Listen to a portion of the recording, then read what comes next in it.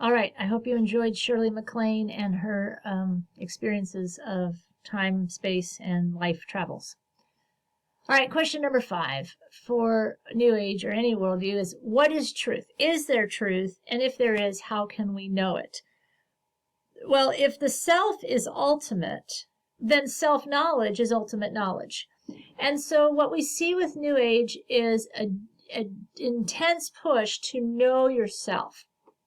And so that's both your emotion, your psychology, but even inside of that essence, that energy. And they're going to use similar techniques to what Buddhism and Hinduism use, primarily some form of meditation, of self-introspection. In the 1960s, this was often aided by transcendent or hallucinogenics to help that transcendent state, so pot. Now that's not really so much the practice in New Age meditation. With New Age and with this awareness that the self, that to know thyself is really to know everything. Contrast this with Christian theism. Ultimate knowledge is knowing God because he's ultimate. But if I am deity, I am the ultimate stuff, then knowing myself is ultimate knowledge. And so it makes sense, this need to know the self.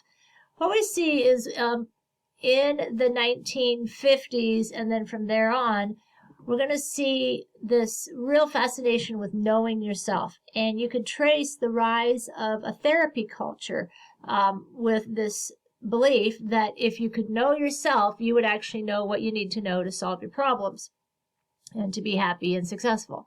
Now, I don't want you to hear me saying that I'm against therapy or against therapeutic intervention. If you need to go see a counselor, please go see a counselor.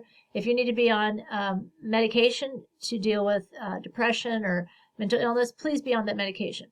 But, and that's a good use of what we know about the brain. But what I am talking about is this just obsession we have now in modern culture with knowing ourselves and expressing ourselves as if what I think and feel and experience is ultimate truth. Well, that is linked directly. If you went on a little timeline, you would see that it comes from this revival of New Age thinking in the 1960s, where what you know is ultimate truth, and so you got to know yourself. And knowledge, just like we saw in Hinduism and Buddhism, is not information. It is the experience of yourself, or what we would call self-awareness. Obviously, then, truth is highly relativistic. This is where we get well, if it's good for you, then that's what you should do. Or what's true for you is true for you. What's true for me is true for me. This is because I then become the ultimate keeper of the truth, right? If I am ultimate and knowing who I am is ultimate knowledge, then what I believe about whatever is the ultimate and last word on that. So highly relativistic because of this emphasis on the self is ultimate, therefore self-knowledge is the truth. There's nobody external to the universe to go and seek truth from, right? There's no deity or book or source outside of ourselves where we could say, no, that is the absolute truth and we have to line up to it. We are the absolute truth, and the universe has to then get in tune with us. So then, right and wrong. Just like in Hinduism and Buddhism, there's no being who has this ultimate standard of right and wrong, who has revealed it and given us ways to know it and the power to do it. So right and wrong really becomes just a measure of your enlightenment. Now, remember, because this is a monistic worldview, everything is all participant in the same reality. So good and evil are really just the same power harnessed for better or worse reasons. If you remember the little Star Wars clip that I posted earlier, the more modern movie, the recent movie, he really talks about the Force is used by the Sith for bad. The Force is the same Force is used by the Jedi for good. And so you get this, there's no division of good and evil. It's just what you do with the same power. Contrast this with Christianity, right? Or Judaism or Islam. God is good and only good. There's not a drop of evil in him. He is light. There is no darkness. He is truth. There is no deception. So God is not just the sum total of both good and evil, the yin yang thing. God is only good. Well, in monistic worldviews, good and evil are simply how you use the same power. But the more enlightened, the more you realize that you have the power of the universe, the power of the galaxy flows through you, then you will use it for hopefully good purposes. Of course, again, it's highly relativistic. It's very humanistic. So humanistic means humans are the highest standard, and what helps us succeed and thrive is good, right? So they can be, New Age groups are very humanitarian. They care about human rights. They want individuals to be able to flourish, but definitely relativistic. Many of the more modern New Age groups, and in fact Christian Science, which is a traditional one, Unitarian Universalist, also very traditional from the 1800s, they very openly reject any notion of sin.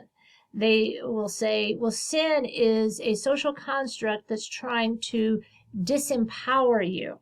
And so you then don't realize that you are deity and you are ultimate, and you think you're somehow broken, but you're not. So they would reject any notion of sin. All right, question number 4 for your little attendance quiz is going to be shoes. All right, so time. Remember, in theism, time is linear. It starts with God. In the beginning, God creates, and then God oversees the events of time, and then eventually he will call it off, and then we will stop living in reality called time, and we will enter reality called eternity. But it's a one-way vector, and God will control.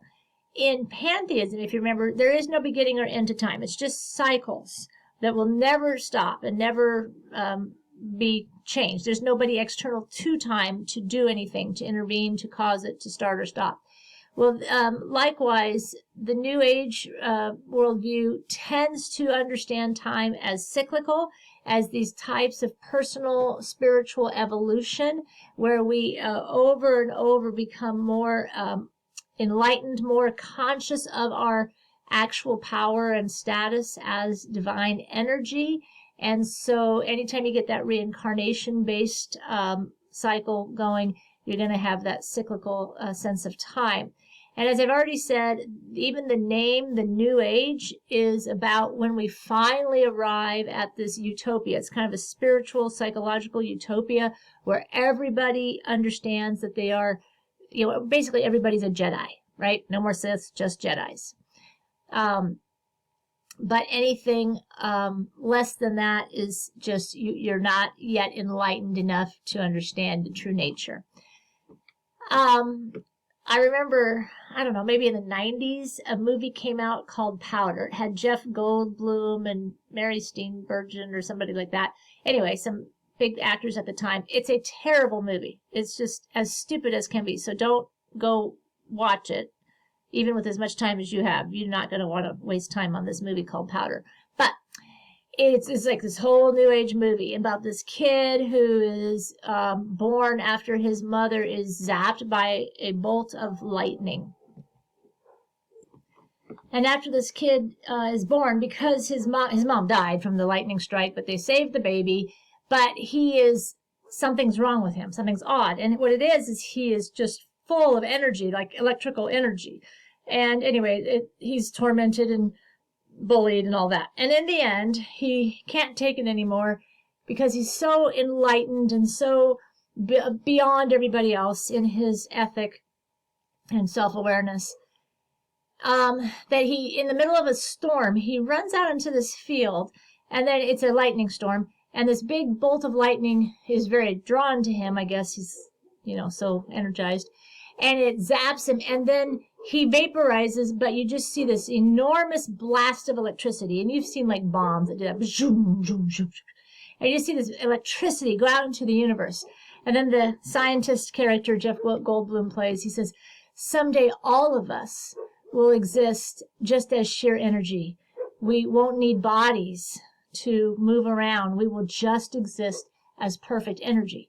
Well, that was a great movie if you wanted to understand the New Age hope of everybody being transformed into ultimacy, which would be sheer energy. So question number 8 then is, what's the problem? Well, the problem is we don't realize that we are ultimate. We are the universal energy. And so we're allowing this universal energy to come into us, and then we don't carefully manage it, and so we project misery in our existence, disease and poverty and war and strife and all these things. And if we would just realize that we are the energy of the universe, we are ultimate energy, then we would learn to manage that, just like the Jedis, just like Luke Skywalker had to figure out how to manage the energy of the Force to be a good Jedi. That's our job. And so the solution then is to use whichever system, The Secret or Eckhart Tolle or Christian Science or whatever the system is of a specific religion. You use that system to learn how to become this ultimate being in the proper use of this ultimate power. Now, I'm going to save you a whole bunch of money here. These are just some common characteristics of New Age. And the first is they emphasize alternative healings.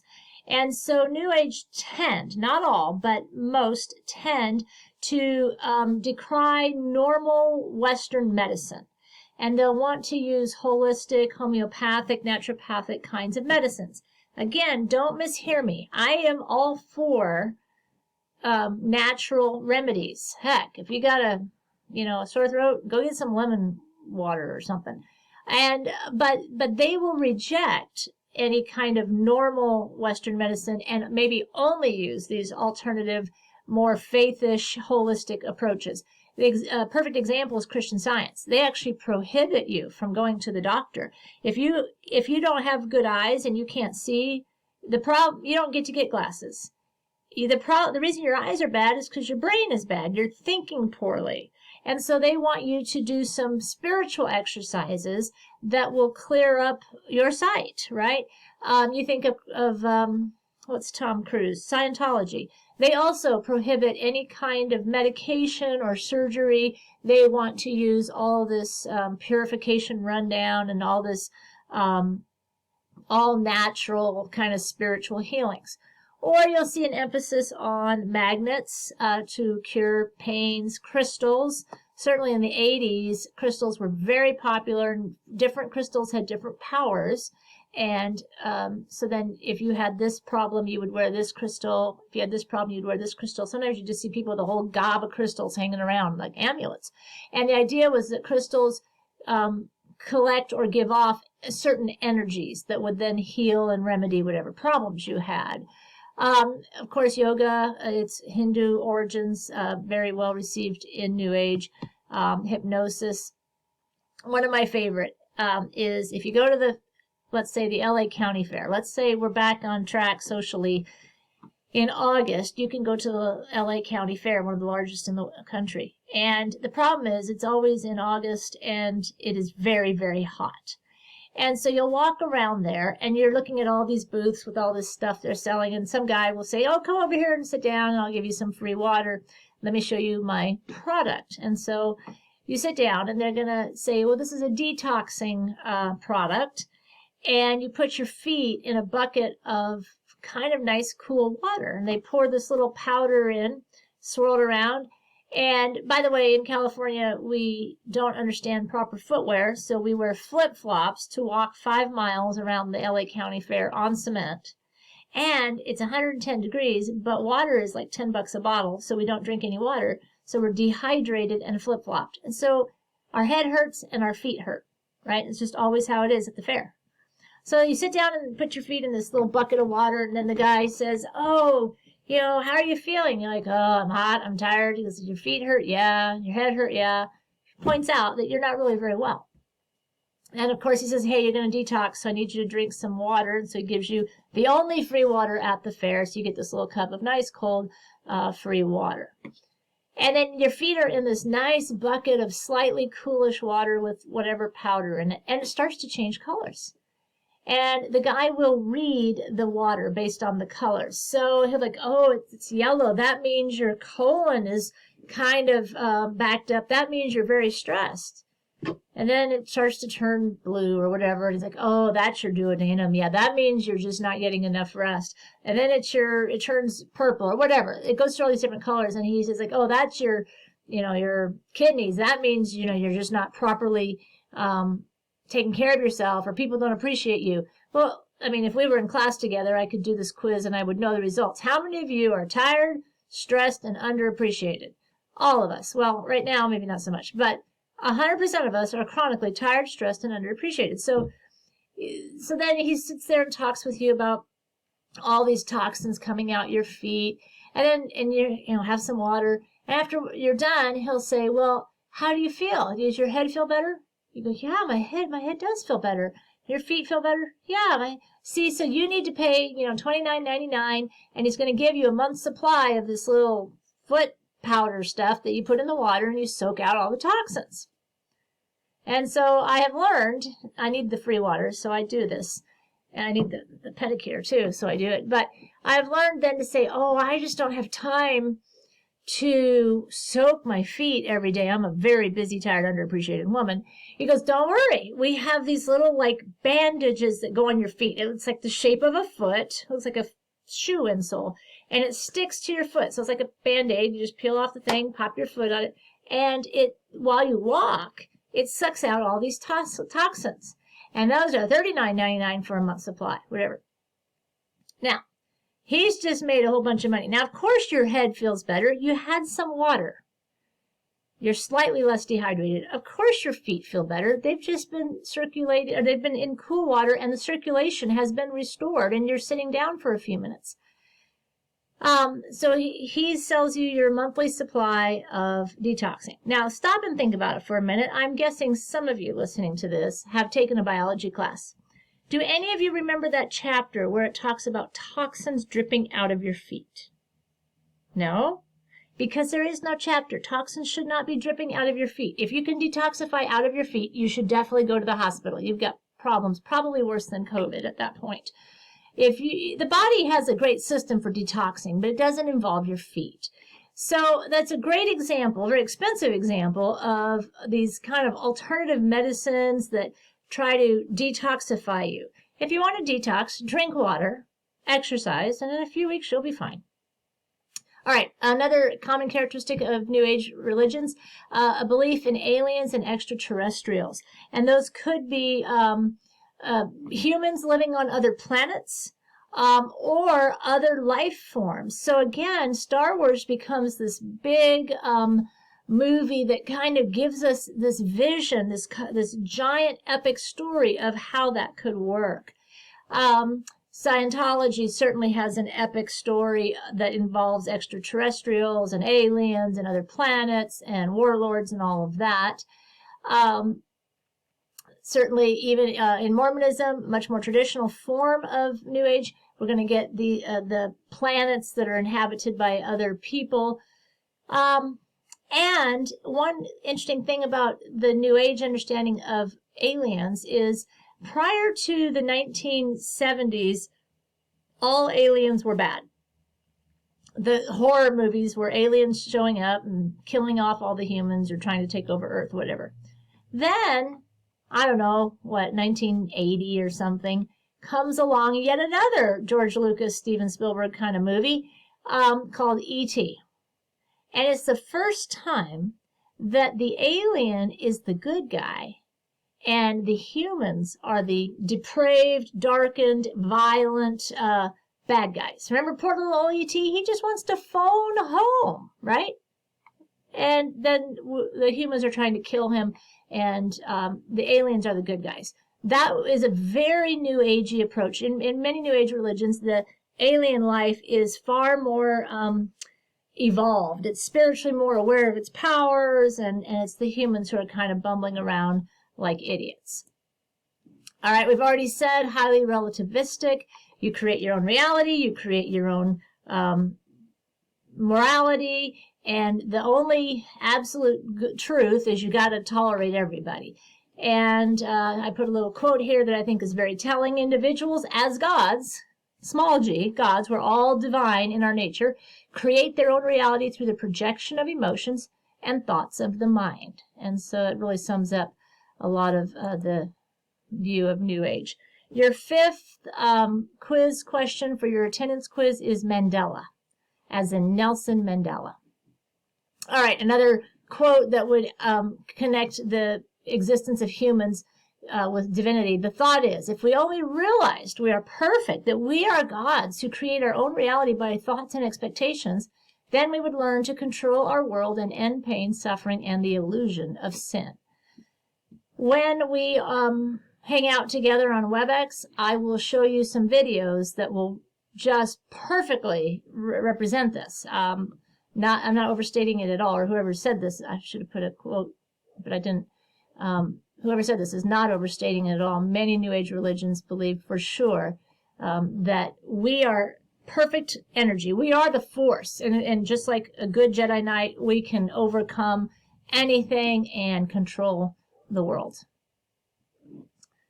It is syncretic. In other words, you can bring in a lot of things. We saw this with Hinduism. We see this with Buddhism.